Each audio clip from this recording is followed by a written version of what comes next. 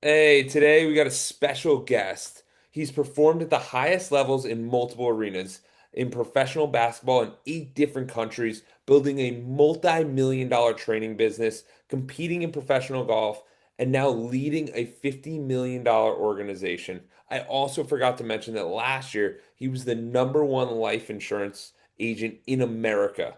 But his real story is about resilience. After his daughter spent over 278 days in the hospital undergoing a heart transplant, his entire perspective shifted. This is a conversation about performance, priorities, and what actually matters. Dylan Crane, welcome to the #Clockedin Podcast. Morning, morning. Morning. I'm excited to have you here. So, for you, you performed at a very high level in sports and business. But after everything that happened with your family, what does winning actually mean to you now? What does winning look like to you, and what does success mean to you? Yeah, it's like it's weird how the mind has shifted, right? So I went from like, hey, winning for myself for 20 years roughly, and then now it's shifted to essentially I want other people to win. I winning means, hey, I know how to win myself, but I want other people to win. So if I can't get other people to win, then it's like the mission really isn't fulfilled. So, I want my family to win. I want my people to win. I want my team to win. And that's really, it's almost like the saying is like I like giving other people gifts than receiving gifts myself. And I want other people to win. So that's the coolest thing now. It's like I've had a lot of successes. God's been so good to me, and I'm so thankful what He's done. But now it's like it's time to help other people have the same success. So other people's Oh, win. I love that. So, for you, Dylan, where did your story? I know it started with you playing basketball, but when did you start to realize, like, hey, I'm not just playing basketball for fun. I'm playing for really taking this thing seriously because I know that was a big part of your journey. Yeah,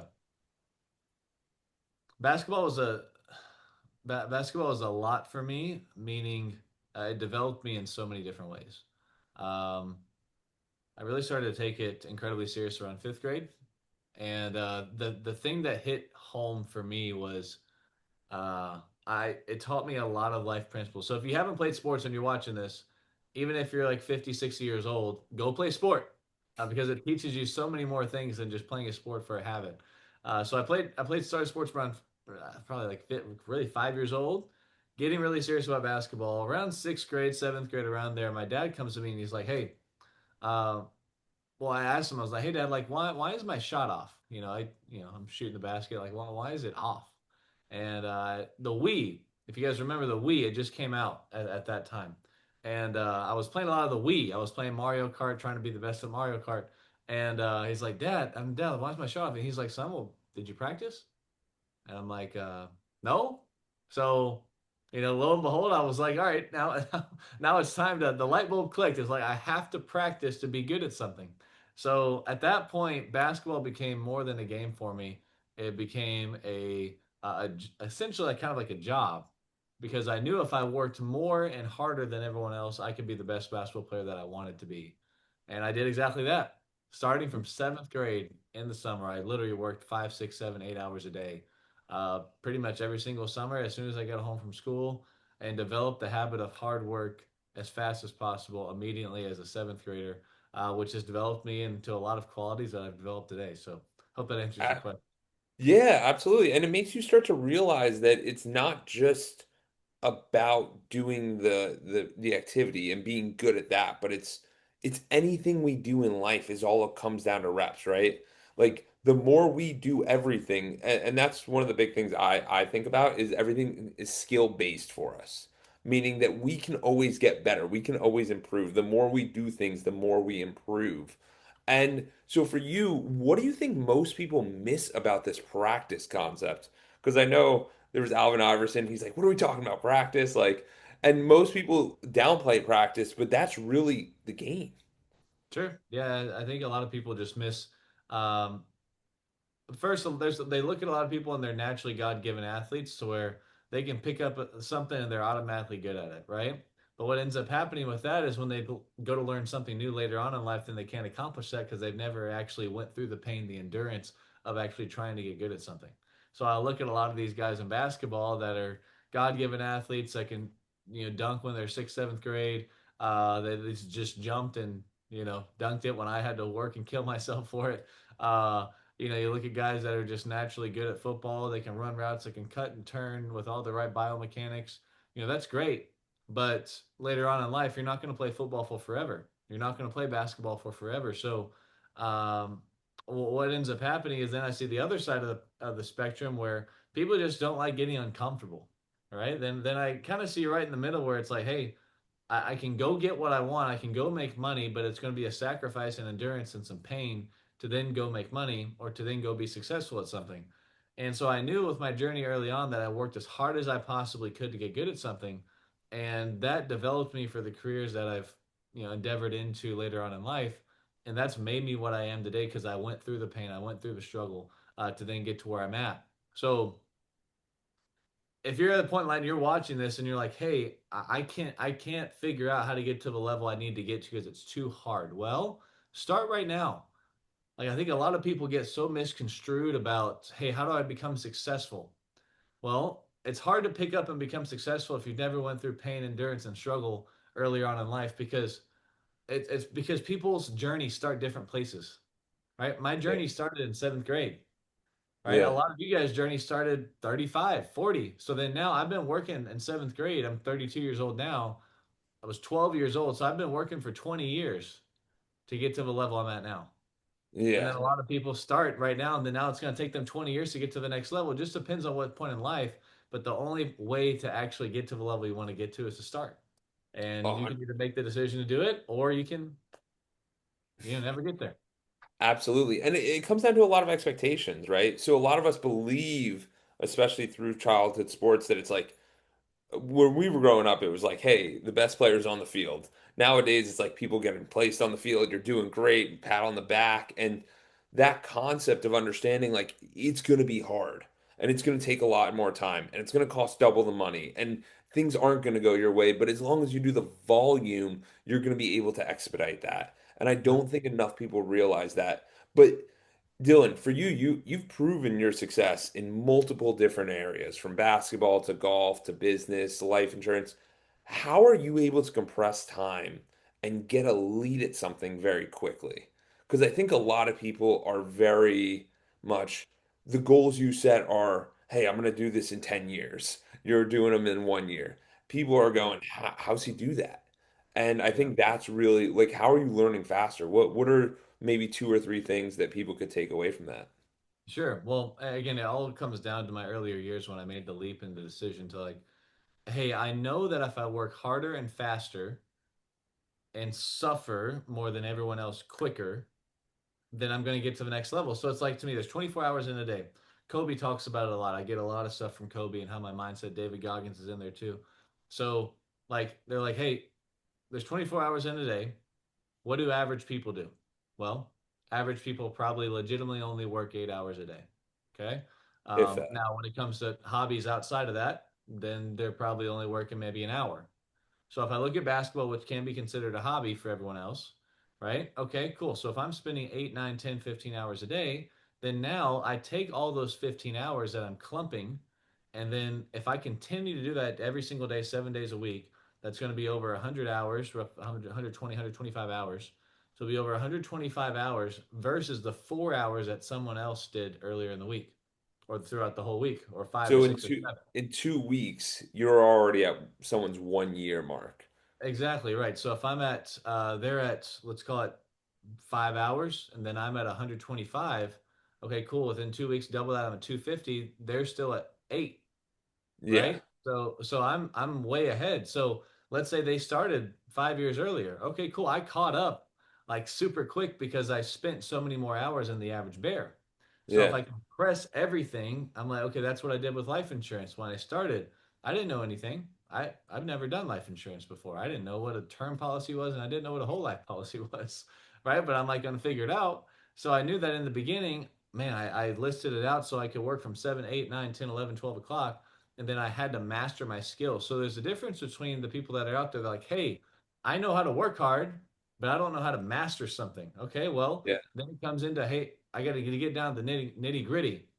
What's the skill? What makes me get to the next level? Well, then I got to master my skills.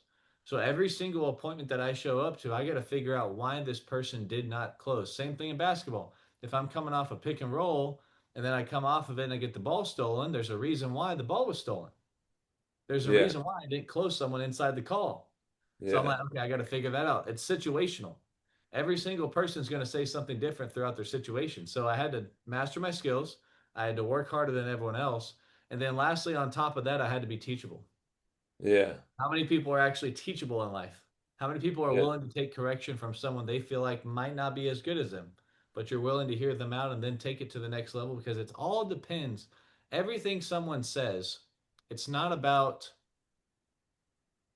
that might not register with me, but if you get that one thing within like an hour long conversation, that click that could change your whole business. And that's what happened to me. Is I just constantly dug into the people that were more successful than me. Everything they said didn't click, but that one thing that clicked, boom, then the rocket ship turned off, and I constantly dug into people and be as teachable and coachable as I possibly could, and that skyrocketed me. That's one of my superpowers. So work hard, Absolutely. just master your skills, and then be extremely coachable and teachable. That will elevate you to the Yeah, next. I love that. The master my skills. I really like that because there's one thing I went to a leadership retreat in Salt Lake City, and in the military there's this thing called an after action review.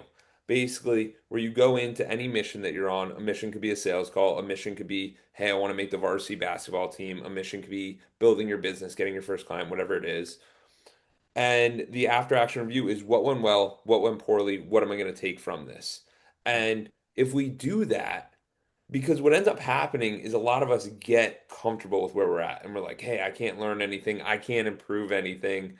So what we end up doing is we're not learning from our mistakes and we're not learning from our wins. So we sit there and we start to realize like, hey, if I can start to do these reviews, I'm going to improve.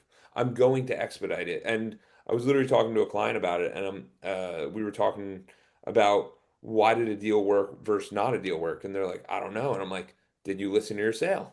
And they're like, what do you mean? I don't listen to my recordings, and I was like, I would maybe listen to your recordings and hear how you sound, and you might catch on to something. You might Yep. catch a trend. Yep. Because if you look at professional athletes, they're always reviewing their film. They're always looking at it. You're telling me that Tom Brady needs to look at film? Yes, 20 years in, he's still watching film. They Yep. all do it. That's what it takes to be the best.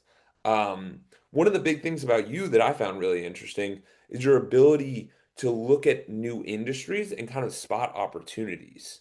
Mm. So, because that's something we all have shiny object syndrome in this world right now. There's too many opportunities, there's remote ones, there's non-remote ones. How do you think about opportunities and how do you think about spotlighting them and going, this is something I'm going all in on and I'm closing these other chapters? Sure. Every industry works, right? Every rich industry works. It just depends on how to make it work. So a lot of people, there's 92% of life insurance agents that fail, right? So I'm thinking in my brain, why doesn't everyone do this? Well, everyone doesn't do it because it's hard, right? But it's just, it's hard. You got to make a lot of dollars. You got to make a lot of phone calls. You know, you got to get on the phone, get yelled at. You know, there's a lot of different ways to fail at life insurance, and people a lot of times take the easy road out. So I look at these industries. I'm like, okay, this person's doing it. This person's doing it. Why not me? There's something I'm doing that's causing this industry not to work. So if you look at real estate, okay, a lot of people are successful at real estate. Okay, there's a way to conquer it, but it's how do I conquer it? How do I Yeah, get to the next level? And there's a lifeblood of every single company, right? And life insurance, here's the two lifebloods, right? Everything comes down to making money. But where are the two ways of making money in life insurance? Well, I need more people to join, let's call it my team, and then I need more appointments for me to sell life insurance to, right? yeah, So if I have a lot of those and a lot of those, I have an endless amount of money, right? yeah, So you have to figure out the best way of doing it is figuring out the lifeblood of the industry that you're in. And then how do I get yeah, more of that? How do I get more of that? And then what's stopping me from getting both of those? Or maybe there's three heads. yeah, So it's figuring out, starting from the basis, what makes money? And then how am I going to get the money? And then who's going to be able to teach me? And then then how do I get there faster? And then when you figure that out, boom, income changes.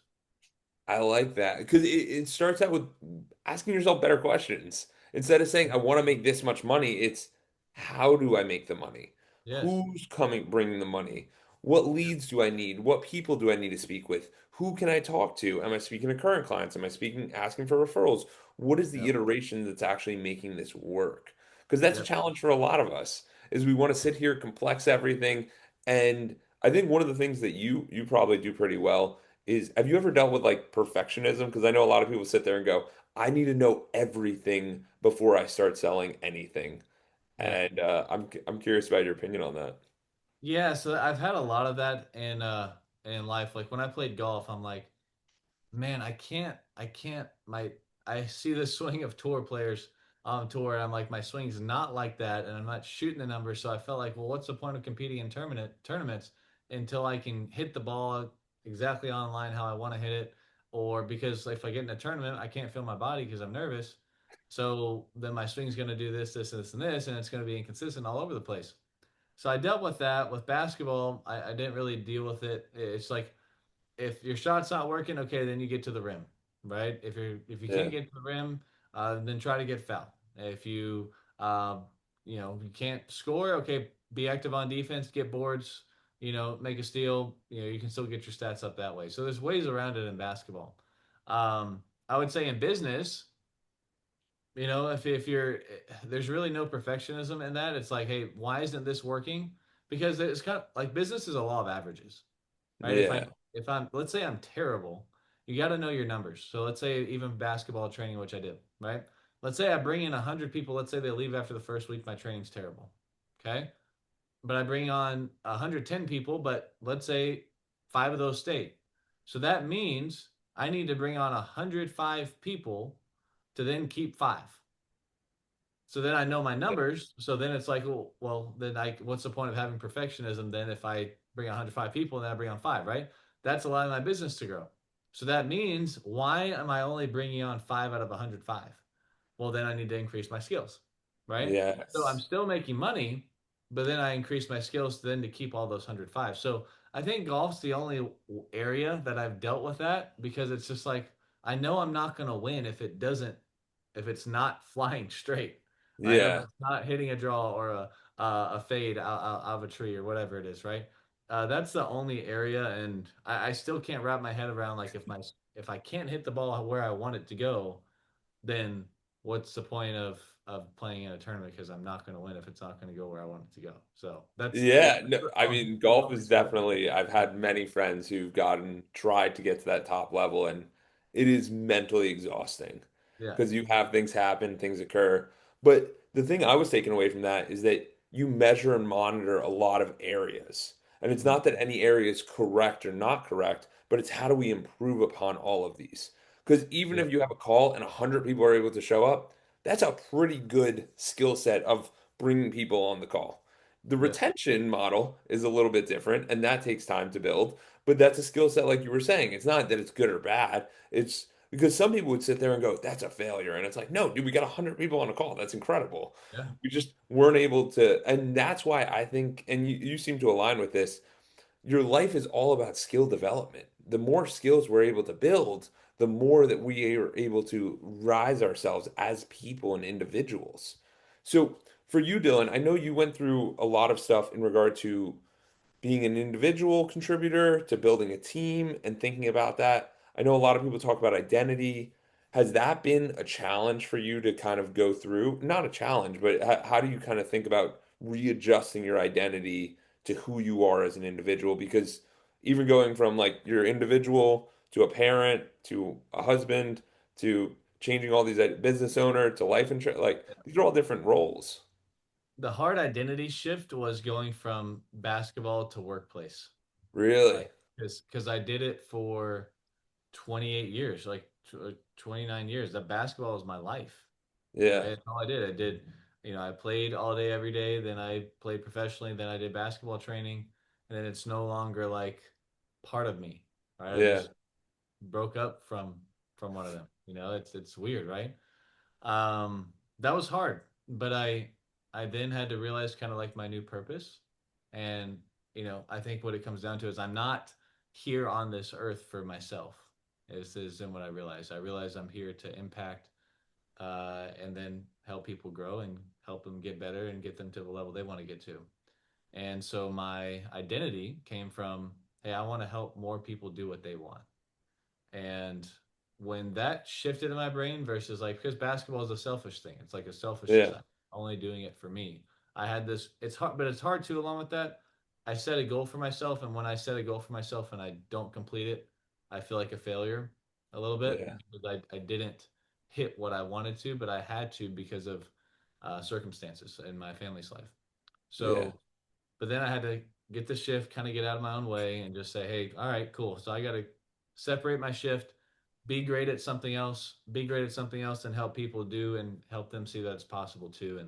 And as you get older, you just find more shifts in life that are more important than yourself, which is why I opened up the call with, hey, help more people get what they want. Then if more people can get what they want, then ultimately you get what you want too. So um, Absolutely. right now, it's Absolutely. the goal of getting people to the next level. Absolutely. And for you, what were some of those tips you had? Because I know there's probably people in the audience who might have not been going sports to business, but might be in like real estate and then they want to make the jump to life insurance. Or maybe they're running their own business and they're like, dude, I want to do something else. Like, what was the couple things you did to overcome that purpose? And I know you had a shift, but like, what were a couple things you did? Because I think that could be really beneficial for everyone listening. For sure. I overcame the shift because I took the chance on me and I bet on myself to be great at something different. So what the shift was this. So my daughter just got out of the hospital. She had to have a heart transplant. And I looked at our family's bank account and I was like, that's not heading in a good direction. Okay. And I had to realize like, hey, I can either be mad about not being able to play basketball and play in the NBA, which was more of a legit possibility than it ever was at 29 years old. Um, or I could look at a chance at another career and I can go make that happen for me. So then I said, okay, well, if I'm going to do this, I'm going to be the best. So my motto for my team is, hey, be the best. Don't be the best in the world, but be the best version of you because you got to control the controllables. If you're not the best version of you, then why are we living life every single day? Right? Yeah. So okay, that's my mantra. I got to go out there and do that. I think that's something God commands me to do. So what I'm going to do is I'm going to go out here and be the best me.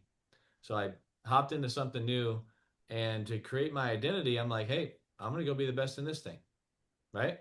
So I really think it's like when I realized, hey, I need to help other people get to the level they want, and at the same time, I felt like God just laid on my heart that, hey, I need to go be the best version of me, right? Then Yeah. that's when it shifted. So it's like anything I do, I'm gonna be the best at. Yeah.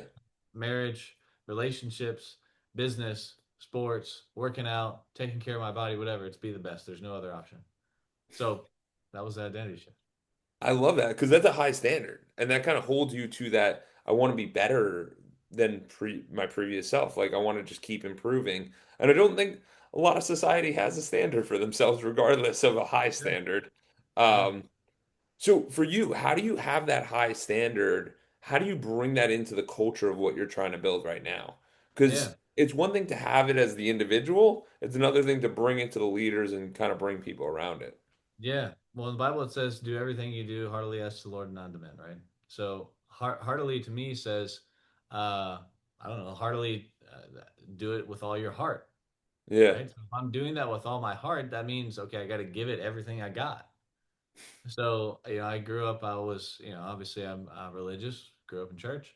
And at the same time, I wouldn't be where I'm at today if it weren't for God. So all glory goes to him. But it's like, if he says that, I'm like, okay, if I believe that and I believe that everything he's saying is true, okay, then I'm going to go out there and do it. So yeah. it's just part of my nature, right? It's just like what he says it here, go do it. Okay, cool. I'm going to go do it. Simple as that, black and white.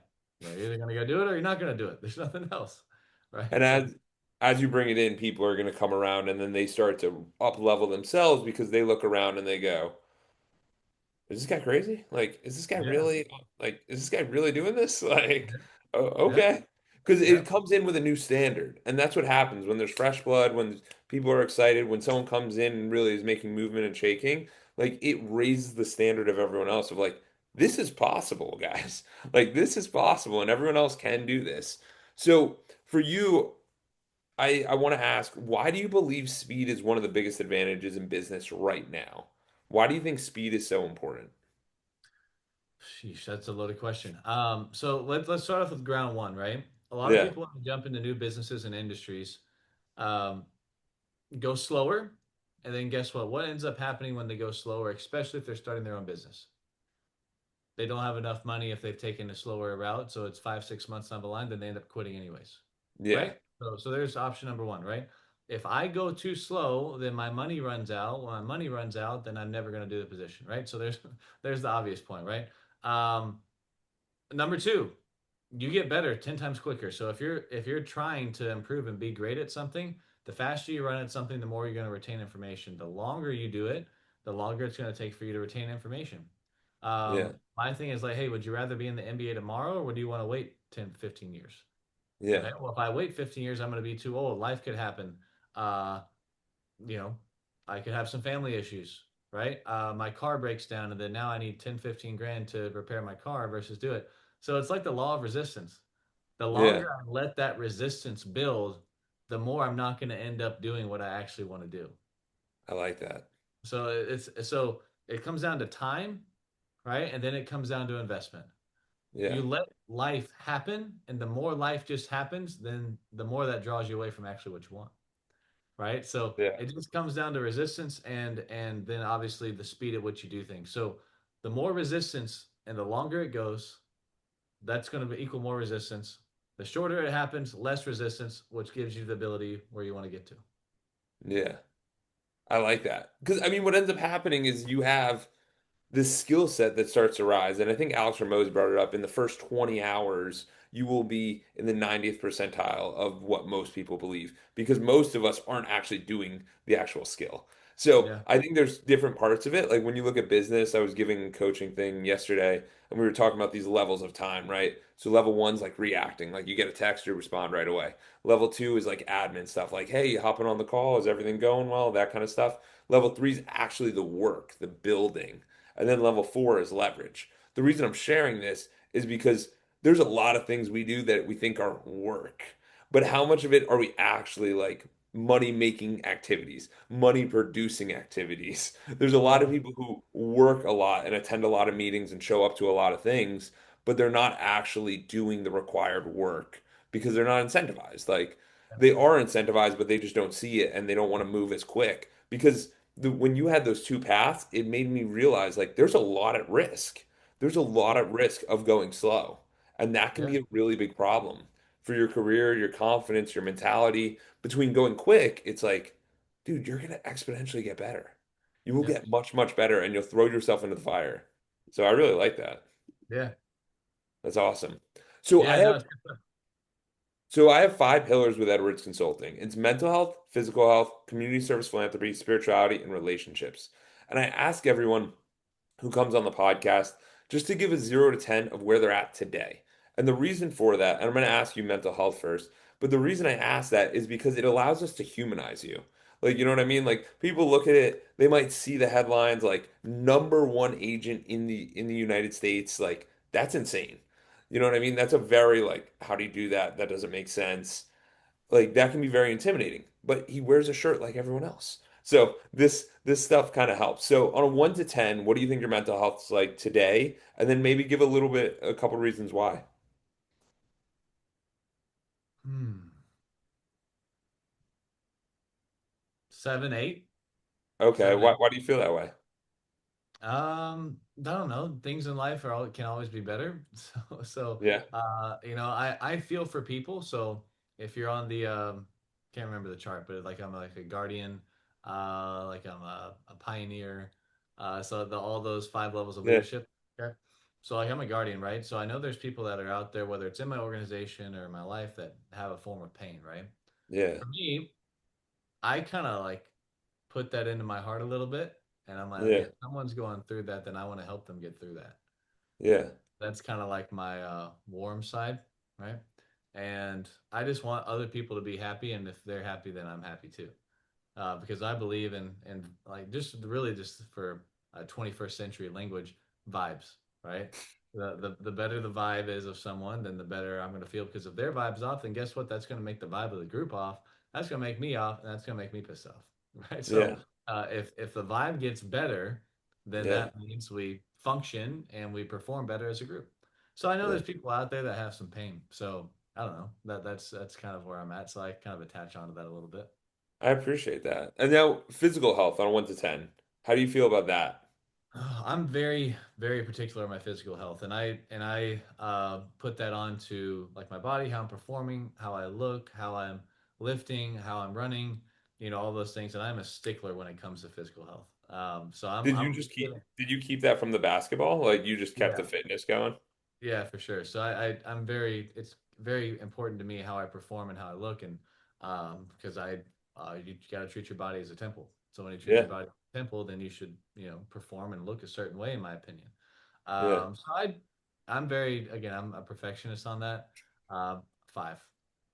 How, but how often are you working out? I just want people to understand this. Like how often are you working out, doing Typ- fitness like Typically every day, time permitting, but typically every day. every day and you still feel like there's a lot more to go? Yeah, I got a long way to go. I love it. I love it Yeah. because I just want people to start to understand like what does high performance look like? You know what I mean? Most people would sit there and go, dude, I'm looking at you, you look good, like at least an 8, 9, 10. And you're just like, no, like we got a lot of work to do because I know what greatness looks like. So Yeah. I appreciate that. Yeah, for Um, sure. community service philanthropy. Some people are involved in this, some people kind of sit out. Where do you think about this? Or where are you at, like in kind of your involvement as you're building a team and kind of thinking about that stuff? Depends on like levels of community service. Like when I think of community service, and you can correct me on this, is I think okay, going out there like uh, helping the community grow and all those things. Um, what level of community service are you thinking? And So I think community service is a very interesting one. For someone who's in a leadership role, like similar to yourself, where you're kind of helping people, I think you can, the normal definition is we can go in and we can all go volunteer and we can all build a house, right? Or I can yeah, donate $10,000 and we can do that. What yeah, I also think there is like you have a skill set. You have a skill set that is valuable. By mm, you taking time and helping others with that and dedicating time, even if they might not be your ideal avatar, your ideal client, or whoever, I think that in somewhat is community service as well. Because people don't realize that if you have one conversation with someone, it can completely change the trajectory of how someone lives. for Like, sure. you know what I mean? Like I watch a lot of stuff with like Shaquille O'Neal and like the little kids hanging out with them and you're like, is that community service? Not really, but like Yeah, is he inspiring them? And you sit there and go, oh, dude, one day I could be like him. Like, yeah. yeah. So I mean, it's really whatever you want it to be. I think I'd say yeah, I'd say community service then, just with kind of constantly helping others. If we're gonna put it in that category, I'd say eight. Oh, that's awesome. And how do you view yourself as constantly helping others? Like, what are some ways that people can do that and they can kind of be helping people? Start a business where it revolves around helping people, right? Helping people get what they want, right? I mean, in order to get to that position, you have to build a story Yeah, that people want to follow or people absolutely. want to do themselves, right? So I built that story, and so now I have that business where people want to do what I did, right? So Yeah, um, I'm never going to say something's perfect because it's not, because I'm not a perfect person, but I try to be. But I take yesterday, for instance, on where I was at. I'm in Mexico right now, which is why my background looks like I'm in somewhere in tropical. Um, and I couldn't give everything that I possibly could yesterday because I'm in Mexico and I'm on like a work business trip, right? So um, I'll give it an eight because I did give a lot yesterday, so it could be better. So we got a lot to go to give it a 10. I love it. And then what about relationships? So this could be relationships with your family, friends, work, however you want to deem relationships, and then maybe a tip that you use to maintain relationships, because I know that can be hard for a lot of people. Relationships. So let's go for like from the most important to all the way to the non-most important. Hmm. So relations, I'll just give a little background, then I'll give the number, right? Relationships are hard for me because I'm so driven. I often attach myself to people who are driving in the same lane as me, right? I'm driven, high on fitness, high on performance, highly motivated, and like it's hard. This is a vulnerable point of mine. It's hard doing that, then finding motivated people that are running the same course if they're not doing the exact same thing as well. Because it's like if I'm running this way, then if I'm talking to you, it's hard to like relate, right? you kind of like, hey, I'm okay with doing 9 to 5. Okay, well, I'm not okay with doing 9 to 5, right? Yeah. Uh, I like focusing on myself and like making sure I'm performing at a high level, but you're not in shape, right? So it's hard for me to kind of run the same race. So I would say like for people that are running the same race, great, we have a 10 relationship because we're on the same wavelength, Yeah. right? Let's me and my marriage. Okay, that can always be better. I'm never gonna look at our marriage and be like it's perfect. I hope everyone out there, if you have a perfect relationship and marriage, DM me please because I need advice. Okay, but I would say we're at a 5. We could always improve, and my wife and I we've been married for 8 years, and we Oh could always wow. get to the next level. So I think she would say the same. So. Yeah. Uh, then there's my daughter's relationship. I have one child. That can always improve. I could wish I could spend more time, but it's hard balancing work and family relationships. So, I'll give that like a 6 or 7. I could always put in more time there, right? Um, 100%. so there's some of my vulnerabilities there. I appreciate that because it is true. Like you want to get around people that you're aligned with, but at the same time, it's also hard to be available to everyone when you're doing your thing and people are reaching out. And then eventually, if you don't keep those connections, then it's like, hey, like we're just in different places, we're going different things, and Yep. that tends to happen. Yep. So it's how do we maintain these in a positive way that could be beneficial to both? So it becomes an interesting lens. Yep. But I really appreciate you sharing that because not every day you get people who are actually authentic. Yeah. And then spirituality. This you can interpret as religion. It could be wholesale, like whatever it is for you. Yeah. Spirituality. Yeah. My relationship with God can always be better. Again, it's Yeah, it's never perfect. Sometimes it's hard balancing time with family, time with work, and especially an entrepreneur, and then obviously, balance where God fits in. I think the best way I've said is I'm always thinking about, hey, what would God want me to do in this instance? yeah, My relationship with that needs to grow as well, so we could put that under relationally. Um, Again, I'd probably give it a 5, right? So yeah, it's not where I want it to be, but I know where it needs to be, and um, so I'm currently working on that model myself and just getting to the level I want to be at, but yeah. um, God's a big part of what I do. If it weren't for him, I wouldn't be where I'm at. So he gets all the Absolutely. I think that one's a really important one because a lot of people have this misconception of if I don't go to church, I don't go to temple, or I don't go every single Sunday, then I'm not a good contributor. And I right. mean, my interpretation of it is wherever you're meeting at is where you are meeting at. You know what I mean? So if that's, hey, I pray before a call, or I do this, or I have conversations, or I ask those questions, I think that's a really valuable thing. So I think Yep. sometimes we're too hard on ourselves in that area, and society has made it, you must go to church or you must go to temple every day. And it's like, Sure. dude, there's a lot going on. So it's how do you juggle what's the pros, what's the cons? But Dylan, this has been absolutely awesome. Where can people learn more about you and connect with you? And yeah, Yeah, so you guys can follow me at The Insurance Athlete on TikTok, Instagram, YouTube.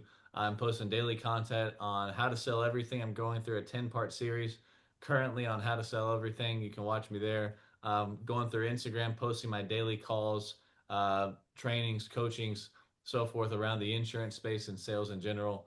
If you're looking for a sales job and you're like, hey, I need to figure out how to do $180,000 my second month in and go fast and make this business work, hit me up. I do a webinar every single Thursday where you can click the link in my bio on Instagram or TikTok or YouTube, and you can hit the webinar, learn more about insurance, and learn how to change your life. Insurance is the fastest growing industry, in my opinion, the financial services industry, and it makes the most millionaires. So if you're like, hey, I need to become a millionaire tomorrow, okay? yeah, Insurance helped me do that essentially within 2 months. So click the link in my bio. We can chat. Follow me on Instagram. Follow me on YouTube, on TikTok, and I'll give you guys hopefully some valuable information that can and potentially, if you wanted to, change your life. Jordan, I appreciate you having me, man. absolutely.